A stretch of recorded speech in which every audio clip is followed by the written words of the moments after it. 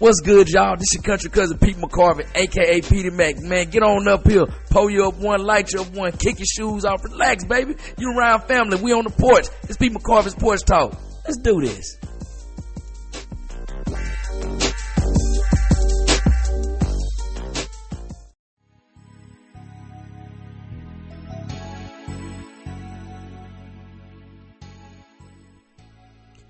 What's good, everybody? This is your country cousin Pete McCorvey, aka Petey Mac. Welcome back to the porch once again, man.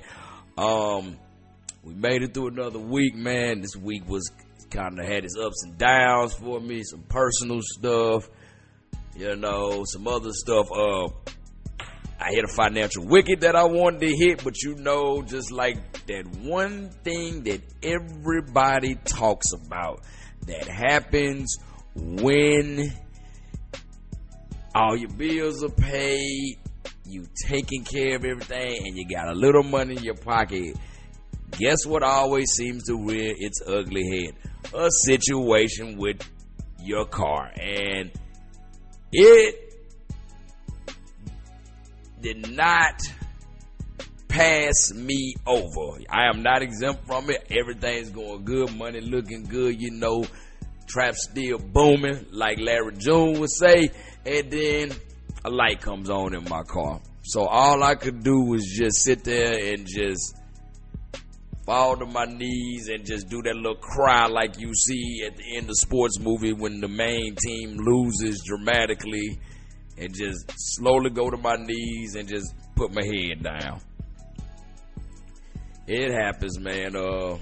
But the good news is I got the money to take care of it. Not that I wanted to take care of it with that money, but hey, it is what it is, man. Oh my God.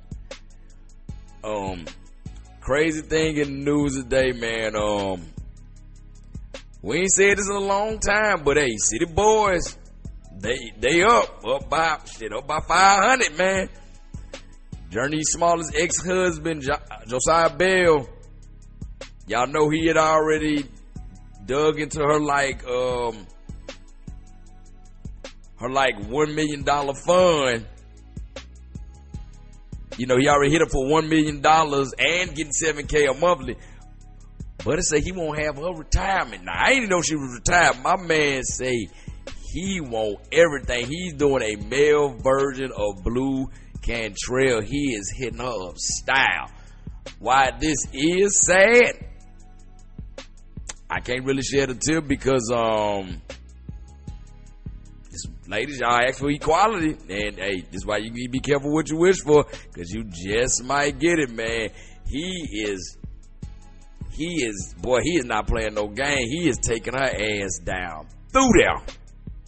For those y'all don't know, take your head down through there. It can mean a lot of things. If you talking about fighting somebody, I took their head down through there means you beat the hell out of them. I'm talking about you did them bad. If you playing a game or you playing sports and you beat your opponent real bad, man, we took them down through there. If you've been on that yak or that hen, that Tito's, that Casamigos, and you see a little they looking real good. It's been a minute, them feelings started to rise. What you do with them when y'all get in that bed? Well, y'all both need some water, and one of y'all maybe can't walk, and the other one's legs maybe feel like rubber. That's taking them down through there too. So yeah, that my man said he is leaving no stone unturned. He want all them coins, and he want it by Friday. He is not playing. It's wild, man. Another thing, I'm gonna tell y'all another thing that's wild, man. So when this first popped up, what I'm gonna tell y'all about, I thought people was trolling, making fun of her, but I heard the clip on, I guess she went live. Our Lennox is back again, and this time she taking a shot at Bernie Mac. She's saying she's triggered by Bernie Mac's jokes. Now, you go ahead, you take a shot at Martin. Love Martin. Martin is a legend in my book. One of my personal comedy influences as a stand-up comedian. But he's still with us. So, we kind of let that slide on Martin. But the Mac man, Uncle Bernie, nah, you ain't gonna get no pass. You can't sit there and say that he was targeting dark-skinned people. He made a joke about his own insecurities about being dark-skinned. He talked about that quite frequently in his autobiography. If you haven't read it, it's called Maybe You'll Never Cry Again. Definitely need to give that a good read. It'll shed a lot of insights on what happened to Bernie Mac, especially with his famous Def Comedy Jam performance. You know, I ain't scared of you, mother. You know what I'm saying? He goes in detail talking about that. But yeah, Ari Lennox, baby, you need to go on here. Just like my grandmama, the late great Eve Mae Lewis. Just stop talking food talk. Just sit down. Just be quiet. Just sit over there, hush. You need to go put on some shea butter, baby, and then just sit there. Just look cute. Just look cute. I'm all my sisters from DC, come get y'all girl, man. Because I've met some sisters from DC, like behind Atlanta and New Orleans. DC got them. For black women, they got them. So, you know, she giving them DC sisters, you know, a black eye, man. Also, what's crazy, so I don't know how many of y'all have seen this on Facebook. So Facebook got this new group. It's called Find a Long Lost Friend or Relative. And I've been seeing a lot of people posting pictures from the past of their friends and everything, trying to find them. And people like, hey, I hadn't seen this guy since high school, hadn't seen this guy since junior, I hadn't seen this guy since elementary school, hadn't seen this person since college, hadn't seen this person since we both first joined the military. And sometimes people reconnect and be fine, and that's good. You know, at first I thought, this is very heartwarming. You know, that people can connect again. I thought, you know what, this is what social media should be used for. Having people connect with people they hadn't seen in years. Because even before this, I connected with a few people I went to like junior high with, some I went to elementary school with. I've connected with them on Facebook. I remember this one girl I used to low-key have a crush on, nothing like crazy, just a little innocent. She used to go to my church. I found her online. And I asked her, I said, hey, did you used to go? They said, yeah, my grandfather was a deacon at church. I said, oh, I thought I recognized her. Good to see you doing all right. And she actually is one of my online supporters, I can say. She'll like my statuses, love them, laugh at a lot of my stuff. She's still looking good, too, but she married, so, you know, that's neither here nor there. You know, her husband, lucky bastard. But somebody also brought this up, though. They said, wow, y'all think this is cool and cute to reconnect. This can also be dangerous because what are people running from domestic violent situations, you know, abusive relationship, you know, somebody trying to kill them or something. I said, ooh, damn, never thought about that. Because, you know, as much as anything can be used for good, it can also be used for bad too. But let's just pray that we have way more cases of good stuff than we do of bad stuff with that find a long lost friend. Because I'm not going to lie, that's some people I kind of would like to connect with from my kindergarten class. When I lived in New Orleans, I went to Robert Lush Elementary School in New Orleans before I moved to Moss Point, back to Moss Point, Mississippi. And I've thought about them, from those people from time to time. You know, a couple of people I was friends with, can't remember their names off top. You got to remember, that's 1994. That was over 30 years ago that I was in kindergarten. God damn, that don't sound. I was in kindergarten over 30 years ago. Woo! But every now and again, I'm like, I wonder what those people up to. And I just like to go look through a yearbook or something and see who I remember and then see what they up to. But hey, I hope if any one of them listening to Miss Davis's fall semester of 1994 kindergarten class, hope y'all out there living and thriving and doing what y'all got to do. God bless y'all. Man, TV has kind of been, TV is interesting to say the most. I can't say all the TV's been great. Can't say all of it's been bad. But it's definitely been interesting lately. First thing I want to talk about, because it gave me time to, it actually happened before last week's episode, but I needed to rewatch it. to talk about it more. Netflix rebooted, not Netflix, I'm sorry, I said that in real too. Excuse me, Hulu rebooted Fox's old classic animated show, King of the Hill. The new season premiered a week ago from today, and a lot of people say they don't know how to feel about reboots, but I will say this about that reboot. Hulu did it good. They didn't miss a beat. So, little synopsis of what happened. So, y'all know the show ended what, 2009, 2010. It picks up 10 years later. Within that time, I'm guessing either Strickland Propane, either they went out of business, or Hank got a better opportunity. So Hank ended up joining the ranks, like most people who get a chance. He ends up getting a contract to go overseas, and he works for a propane company overseas in Saudi Arabia, which I find it hard to believe that Hank Hill could deal with Saudi Arabian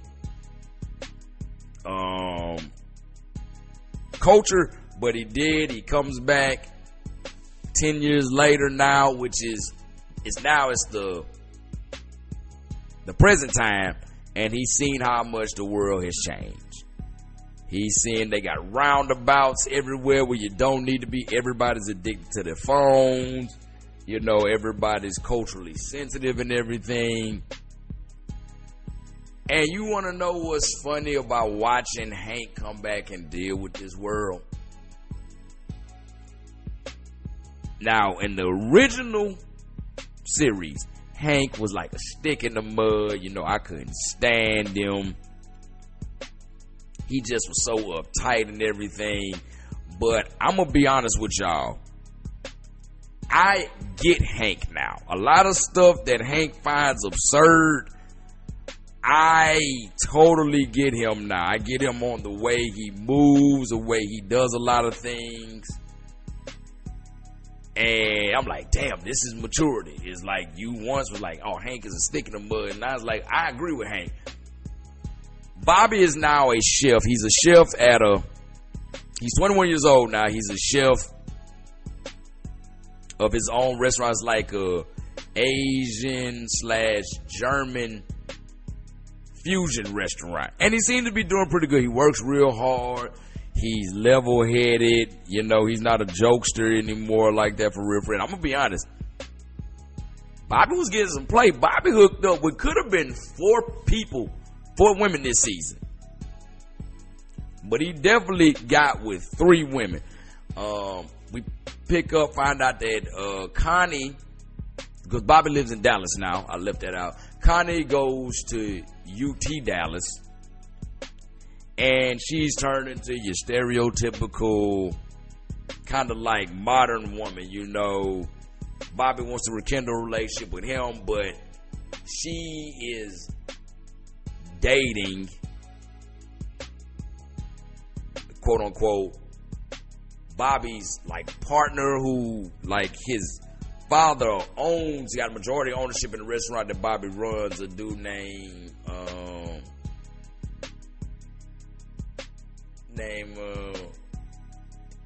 Chance.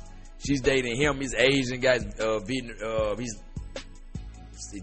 I think the Vietnamese, because I know Connie's Laotian, but he like meets all the wickets of just your average Chad, like in shape, rich, good hair, douchey, and she's attracted to him for the physical aspects, you know, all the superficial shit. She like him for that.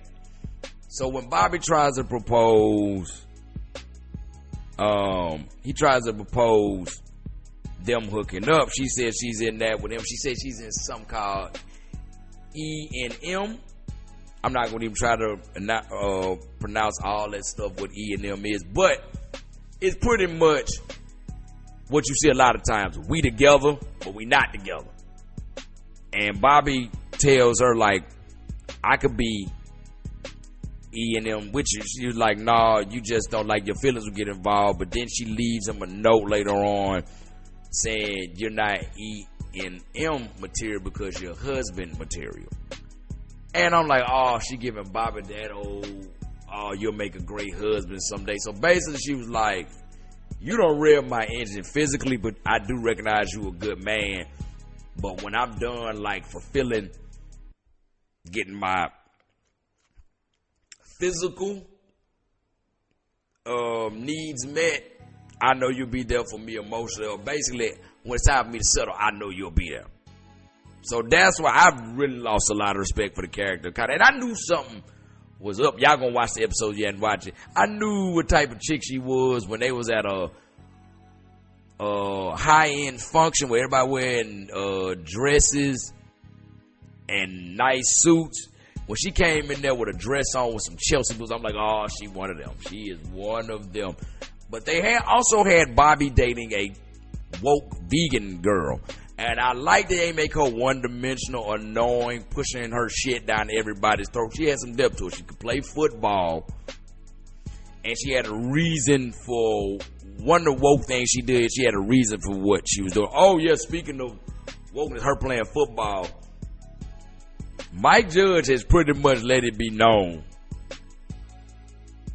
that the Cowboy Nation is sick of Jerry Jones.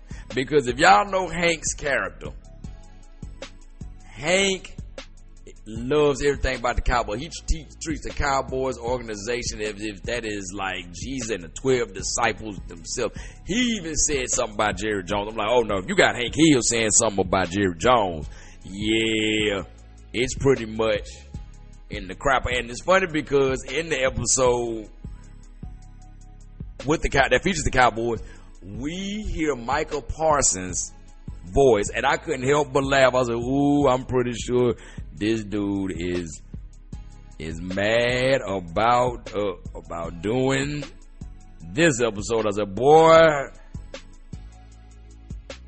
if he could turn back the hand time like R. Kelly, I know he would. But the other person on this doing this reboot and new season, who I also don't think is crazy as we thought it is, especially what we know about politics, Dale Gribble. Because this one episode, Dale was spitting. I was sitting there listening to Dale like, no, let him cook. Because now we kind of know what we know. You know, as kids, we thought, oh, Dale, you just talking out your ass and this, that, and the third. But nah, Dale was in there cooking. And I was like, damn, this is maturity, is realizing the people you thought were sticking the muds or crazy as hell. Like, they either, I get it, and like, no, he actually making sense. So I like what they did with that. Oh yeah, and also y'all need to watch the Black Barbershop episode. That shit is hilarious and accurate. But yeah, King of the Hill, I'll definitely get at a 10 for 10 on them bringing it back, man. Now, we also speaking about reboots. So the third season of Proud Family, Louder and Prouder has ended. I mean, I didn't even know it was coming. I hadn't seen no advertisement. It came out, premiered August 6th. Didn't see no advertisement. I binge watched it this past Sunday. I like how they have cultural references in it. I don't like they don't shy away from making our type of jokes. I'm talking about us as black people. But it's a couple of narratives they starting to run into the ground a little too much for me. One narrative I'm tired of them kind of running into the ground. I'm tired of them really running colorism into the ground. They did that last season when the little heartthrob that all the girls wanted, he only wanted to date Zoe, and he liked lighter colored girls and this, that, and the third. And they did it this season in an episode where Trudy wanted the girls to audition for a pageant. Penny was like, she was against it. Of course, Maya, who's fucking insufferable. Hey, shout out to Keke Palmer for great voice acting and getting your coins, but Maya is fucking insufferable. She even had an episode on there. It's like, bitch, are you ever happy?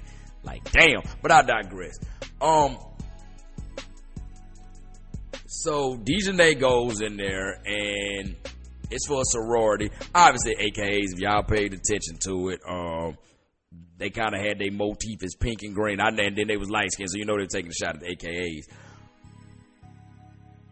The sorority sister that was over, that she was an alumni or old head as we call them, voiced by Lynn Whitfield, but looked like Vanessa Williams. I don't know what it is about the Proud Family. Somebody, I think the Proud Family got something against Vanessa Williams. I'm always noticing when they have light-skinned women on there that are the antagonists, they kind of favor Vanessa Williams. It's crazy because they had Vanessa Williams on there, but on the old Rich OG series. But they said that Dejanay didn't pass the brown paper bag test. And then, Trudy gives her the "you're black and you're beautiful" speech, which, every little girl hear that. But the thing I hate about that episode is the fact they tried to have Trudy not act like she didn't know she was light skinned. I'm like, get the fuck. That was the whole thing in the original series. Because it was the motif that they always had. Dark skinned, goofy guy, fine ass yellow bone. And I like how they tried to give Trudy a red dress when you saw the throwback picture of her. So it was like Trudy's supposed to like represent those AKs, the Deltas, who, cause they got a lot of yellow bones and red bones of the Deltas. But you look at them and people look at them like, oh, she could have been an AK. Or like you might think, oh, you an AK? Like, oh no, I'm a red. So I saw what they was doing there, and I like the little symbolism. You got to either went to HBCU or be Greek or both to catch it. I caught them symbolism in there, but it was that. Then with race, like they had this guy who was a rapper on there, and it was one of the Chain triplets. Happened to be a rapper and said, don't nobody like him because he Asian. I'm like, but what are you talking about? It's all kind of Asian guys that rap and be spitting. Here, one of my favorite Asians is P-Lo from the Bay. I always be on Larry June shit, you know what I'm saying? So I just got tired of that. It's like, God damn, y'all gonna beat this shit in the ground. Like, we live in 2025. I'm not saying racism don't exist, because racism does exist, and there's a lot of it out there. But y'all keep beating this shit in these children's programs, especially with stuff like that. Like, cause the thing is with the episode where Dejanay couldn't be in that pageant, they decided to throw their own pageant. They did this, everybody, boys and girls, can be a pageant. Then when it came to time to announce the winner, everybody wins. I'm like, no, everybody can't win. Damn, I'm sick of that shit. That's that everybody get a trophy shit.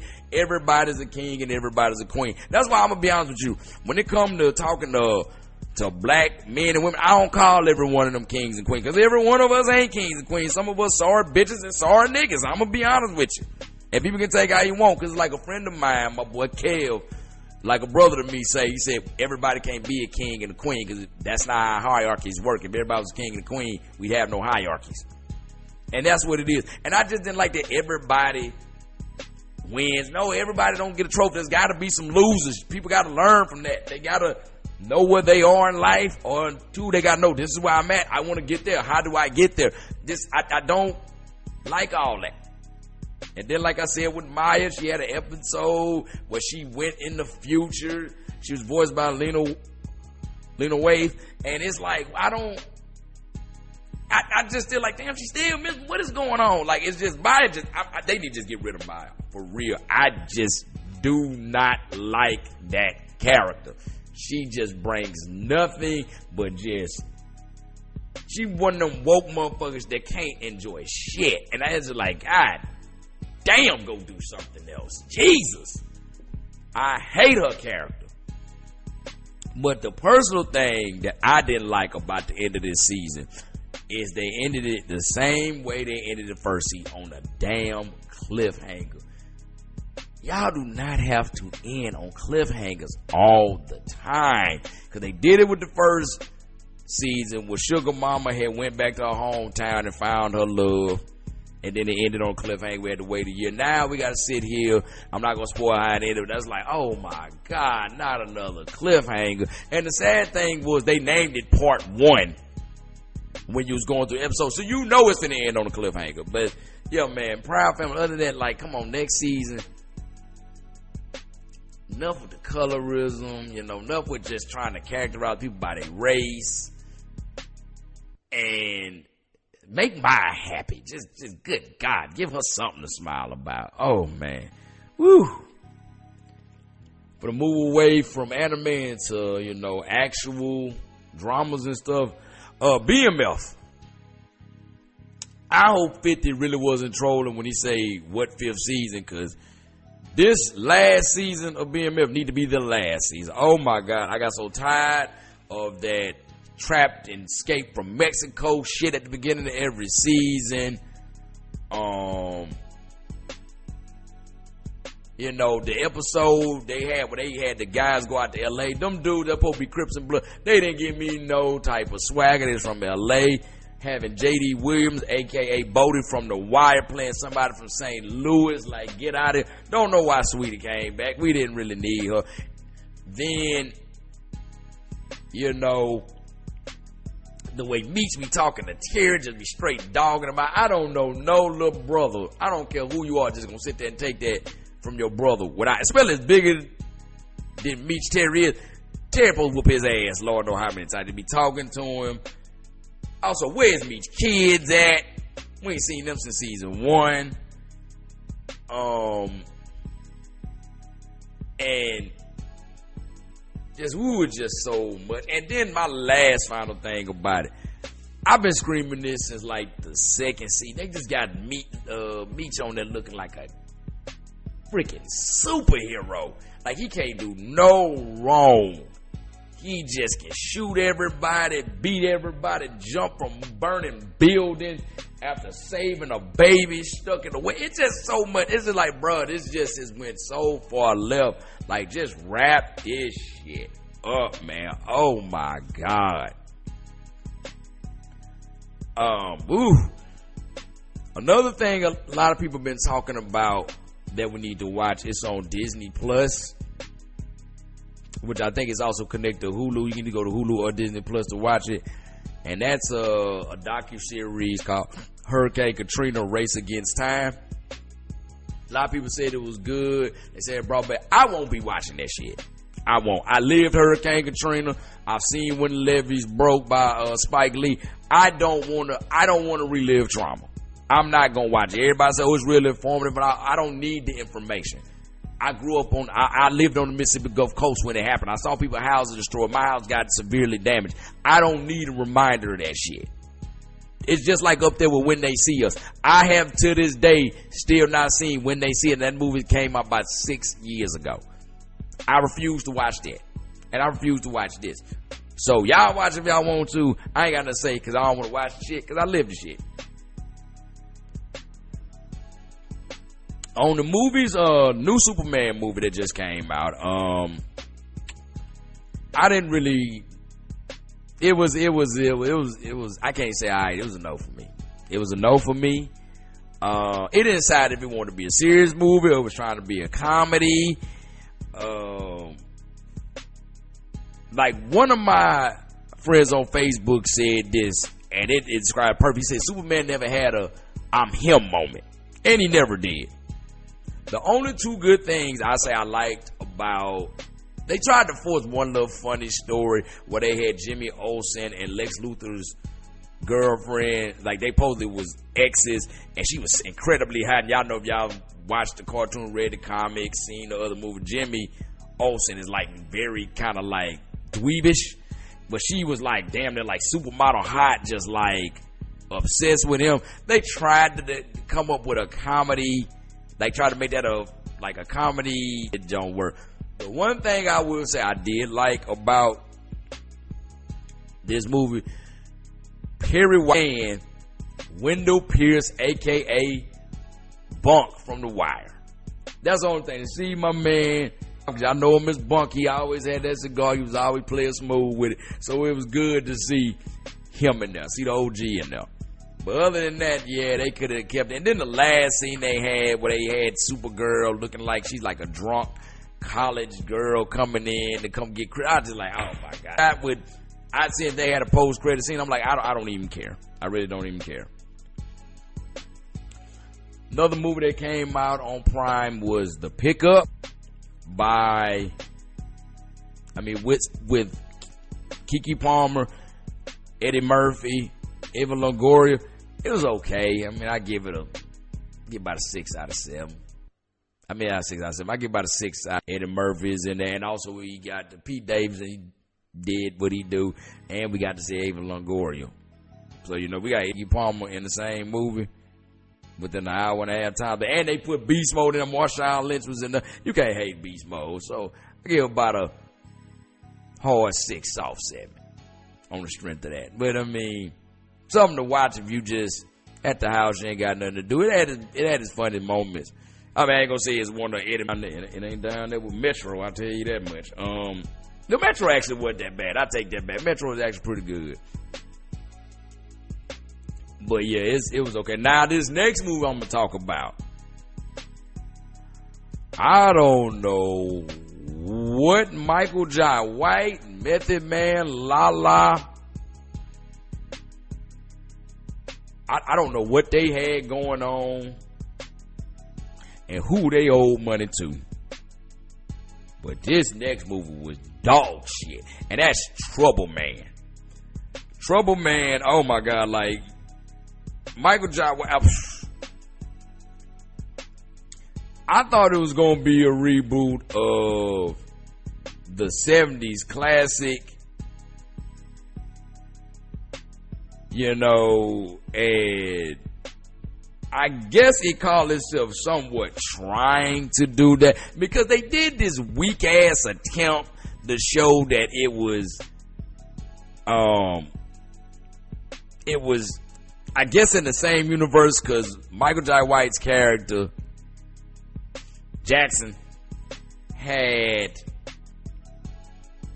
a screensaver on his phone, and on his phone it had Robert Hooks, present day picture of Robert Hooks on it. So that kind of let me know, okay, this is in the same universe, kind of like how they had Richard Roundtree and Shaft with Samuel L. Jackson. But the movie was horrible. The fight scenes was just, oh my God. Then they had that big dancing dude. I think it was that big ass black dude that be just always going up somewhere. Big buff dude just be doing all them sassy ass dance. I think they had him in it. He was cartoonish as hell. They had Method Man do something that was so fucking cartoony. Let me tell y'all what Method Man did, y'all. They in the middle of the shootout.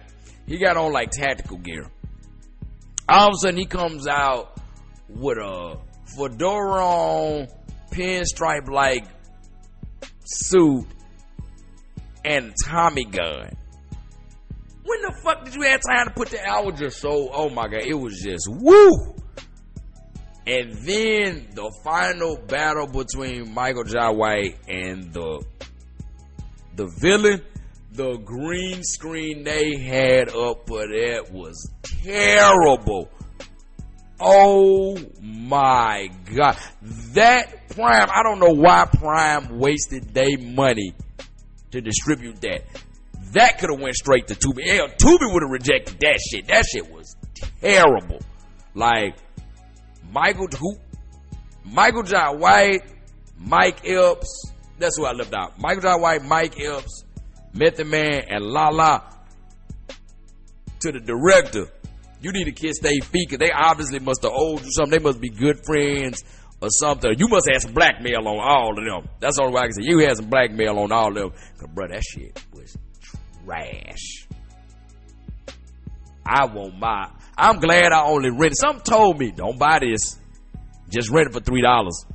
I want my $3 and my and my hour and 50 minutes back. Like, that's something I gotta come to terms with. When I die, I gotta come to terms with there was an hour and 50 minutes of my life that I could have been putting forth doing something else. Woo, boy.